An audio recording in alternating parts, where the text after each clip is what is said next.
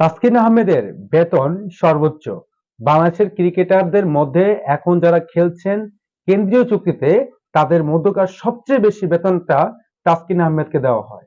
সেই তাসকিন আহমেদ তিনি যেভাবে পারফরমেন্স করছেন জাতীয় দলের হয়ে, একেবারে প্রত্যেকটা ম্যাচে রান খরুচে থাকেন। বাংলাদেশের হয়ে তিনি ওরকম পারফরমেন্স আহামরি কিন্তু না টি-টোয়েন্টিতে। সেই তাসকিন আহমেদের বিষয়ে আজকে কথা বলবো।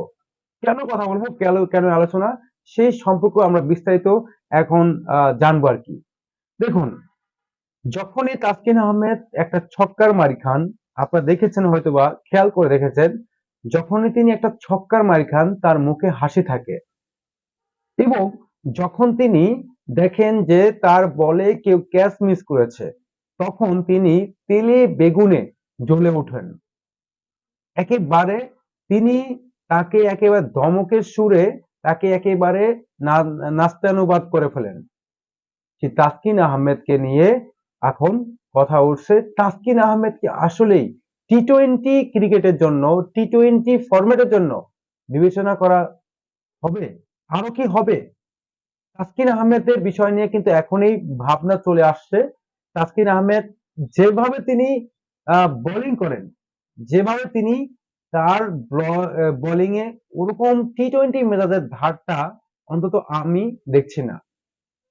কারণ তিনি যেভাবে তিনি যেভাবে বল করেন, সেই বলের কোনো সুইং নাই।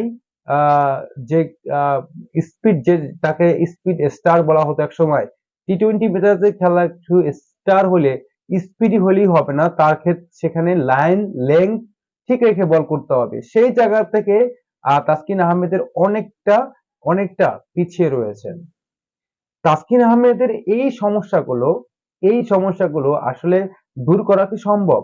হ্যাঁ, সম্ভব। তিনি আরো একটু দলের বাইরে গিয়ে প্র্যাকটিস করে তারপরে তিনি দলে আসলে মেবি এখান থেকে ভালো কিছু ফল আসতেও পারে। তাসকিন পরিবর্তন হবেন, তাসকিন পরিবর্তন হয়ে আসতে হবে। তাসকিনকে আমরা এ প্লাস ক্যাটাগরিতে বেতন দিয়ে থাকি। এবং তিনি যেভাবে ওয়েস্ট ইন্ডিজের বিপক্ষে লাস্ট ম্যাচে, টি-টোয়েন্টি ম্যাচে, সেই ম্যাচে যেভাবে তিনি রান দিয়েছেন, মানে 3 ওভার 3 বল থেকে 50 রান তিনি কনসিড করেছেন। এবং এই 50 রান কনসিডের কারণে বিপক্ষ দলের রান রেটটা ঠিক থাকছে, বৃদ্ধি পাচ্ছে। আর তাদের দলীয় স্কোরটা একেবারে 10টা 20টা রান কিন্তু অনেকটা বড়। যেখানে 60 হওয়ার কথা সেখানে 80 হয়ে যাচ্ছে, যেখানে 80 সেখানে 100 হয়ে যাচ্ছে। এই জায়গাটিতে তাসকিন আহমেদের কাজ করতে হবে। আর তাসকিন আহমেদ, তার এখনো সুযোগ রয়েছে, তিনি এখনো ঝরে পড়েননি, তাকে নিয়ে কাজ করতে হবে।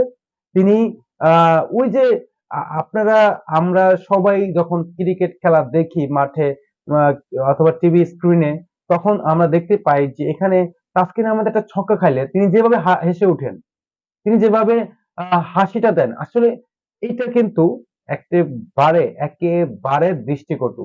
এই দৃষ্টিকটু কারণে বাংলাদেশ টিম ম্যানেজমেন্ট, অর্থাৎ এটা কিন্তু কোনোভাবেই কাম্য না একটা ক্রিকেটারের কাছ থেকে, একটা এ প্লাস ক্যাটাগরি ক্রিকেটারের কাছ থেকে, যে একটা ছক্কা খাওয়ার পরে আপনি হাসবেন। হ্যাঁ, এটা একেবারে কিন্তু বেমানান বাংলাদেশ ক্রিকেটের জন্য। প্রত্যেকটা মানুষের, দর্শকের, একটা ছক্কা যখন মারা হয়, রান যখন দরকার আটকানো, সেই মুহূর্তে যদি কোনো ব্যাটসম্যান ছক্কা মেরে দেয় এই কোনো বোলারের আমাদের বিপক্ষে, তাহলে অবশ্যই এখানে আমাদের হতাশা হওয়া উচিত, আমাদের দুঃখ প্রকাশ করা উচিত, আমাদের মন খারাপ থাকে তখন। তখন যদি দেখা যায় একটা প্লেয়ার যার বলে ছক্কা মেরেছে সে হাসছে, এই জিনিসটা কিন্তু আসলে বাংলাদেশের ক্রিকেটাররা, বাংলাদেশের দর্শকরা এটা কিন্তু কোনোভাবেই নিতে পারবে না। কোনোভাবেই নিতে পারবে না। তাসকিন আহমেদের এই যে 15 সালের যেই স্কোয়াডে তিনি ইন্ডিয়ার বিপক্ষে 5 উইকেট নিয়েছিলেন ওডিআই ফরম্যাটে, নট টি-টোয়েন্টি ফরম্যাট, যদিও, সেখান থেকে তাসকিন আহমেদের পিছনে যাওয়ার কোনো সুযোগ হয়ে ওঠে নাই। তিনি কখনো তাকে নিয়ে সমালোচনা আসলে ওটা হয় নাই, কারণ তিনি অ্যাভারেজ পারফর্মার ছিলেন, তিনি এক্সট্রা অর্ডিনারি পারফর্মার কখনোই ছিলেন না। ওই তাসকিন আহমেদ ইন্ডিয়ার বিপক্ষে প্রথমে যে একটা তিনি 5 উইকেট নিয়েছিলেন, যেখানে প্রথম ওডিআইতে, সেখানে সেই ম্যাচটা ইন্ডিয়া মেবি হেরেছিল, বাংলাদেশ মেবি জয়লাভ করেছিল। যাই হোক, ইন্ডিয়া সাথে তাসকিন আহমেদ ভালো বোলিং করেছিল ওই সময়টায়। আর এখন যে বিষয়টা, সেটা হচ্ছে এখনকার বিষয় তাসকিন আহমেদ প্রচুর পরিমাণে রান দিচ্ছেন এবং তার ইকোনমিক রেটটা অনেক বেশি হাই, যেই কারণে বাংলাদেশের ক্রিকেটের জন্য এটা খুবই বেমানান হয়ে দাঁড়াচ্ছে। এই জায়গাটিতে যদি আমরা বিকল্প হিসেবে শরীফুল ইসলামকে বিবেচনা করি, শরীফুল ইসলাম কিন্তু aggressive bowler, no doubtly he is very aggressive then Taskin Ahmed, because of Taskin Ahmed যিনি যেভাবে ভ্যারিয়েশনটা দেন স্পিরিটসটার সাথে, শরীফুল ইসলাম সেই অ্যাগ্রেশনটা দিয়ে তিনি উইকেটগুলো নিয়ে নেন পাওয়ার প্লেতে এবং টেলেন্ডে বা ডেথ ওভারে তার শরীফুল ইসলাম যথেষ্ট ক্যাপাবল মনে করি। তো এই জায়গাটাতে তাসকিন আহমেদের পরিবর্তে যদি শরীফুল ইসলামকে খেলানো যেতে পারে, তাহলে হয়তোবা এই এবারের বিশ্বকাপ মানে সামনে আগামী টি-20 বিশ্বকাপ রয়েছে এবং সামনে আরো অনেক খেলা রয়েছে, সেই খেলার মধ্যে তাসকিন আহমেদ একটু বিশ্রাম দিয়ে যদি শরীফুল ইসলামকে অ্যাড করানো যায়, তাহলে বাংলাদেশের ক্রিকেটের জন্য খুবই মঙ্গলজনক হবে।